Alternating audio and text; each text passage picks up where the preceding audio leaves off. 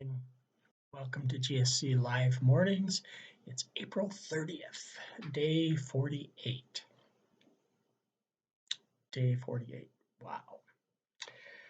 Okay, I've had my first cup of coffee. I'm on my second cup, and today's cup comes from Lake Bemidji State Park. Lake Bemidji State Park.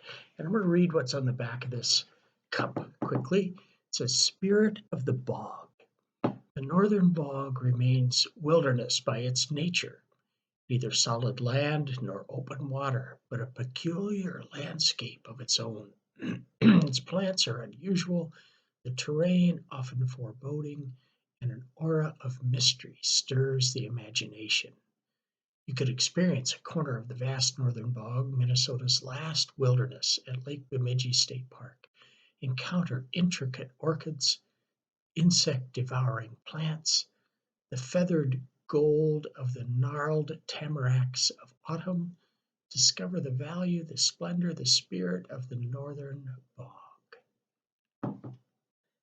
Reading that, I'm reminded of God's creation and how, with only a word, God created all that is. Read Genesis 1. And then he declared that it is good. I think it's so beautiful that nature, when left to itself, when left uninterrupted, that it continues to recreate itself, to regenerate itself, and that it is good. You and I are creations of God. By a word, God created us and pronounced us as good. But we're a little different than God's nature because we have a mind of our own and we do lots of things that perhaps aren't so good and say a lot of things that aren't so good. We humans are a unique part of that creation. And that sixth day, God decided to bring something different into this world, and that's you and I. But God still speaks to us in a word. Allow me to read from Matthew 27. Now, when the centurion and those with him who were keeping watch over Jesus saw the earthquake and what took place, they were terrified and said, Truly, this man was God's Son.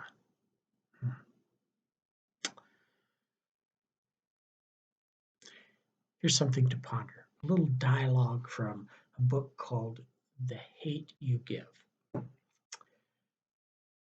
During the other protests, I watched and talked. So now I want to do something.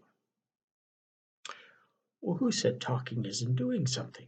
She says. It's more productive than silence.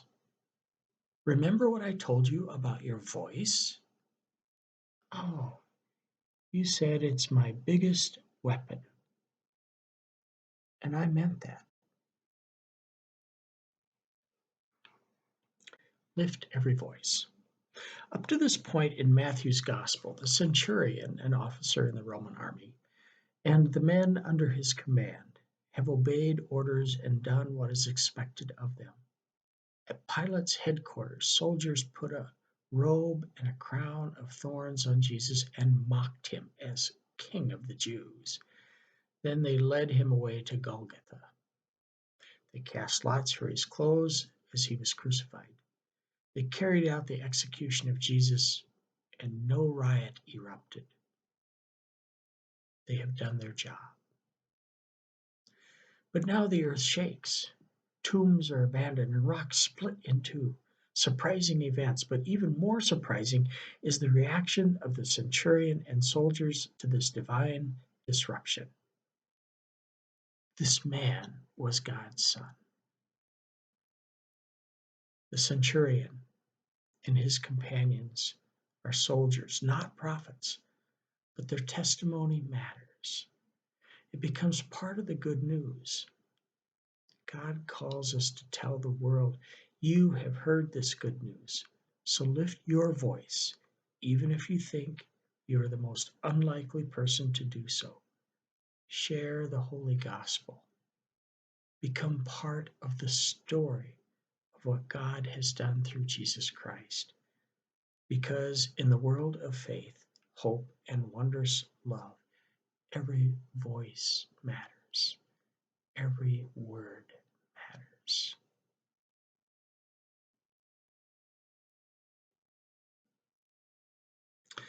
I've shared this story with some of you. One of the more intriguing classes I took at seminary was Christian ethics. And I remember throughout the semester we debated different issues, current day issues, trying to sort our way through ethically using teachings from the Bible. And it was arduous, it was frustrating. I remember when we get to the last week of class, the professor stands up and says, okay, all your efforts, well intended, might be in vain if you have forgotten this one thing. When asked, Jesus said, oh, the greatest of all commandments is love the Lord your God with all your heart, mind, and soul. And the second is just like it, love your neighbor as well. Words matter. Every word we speak could be meant to display God's love and our love for neighbor. Share that with you. It's a big charge. It's a lot to do. It's a lot to remember. But perhaps remember this. Every word that God speaks is a word of love for you.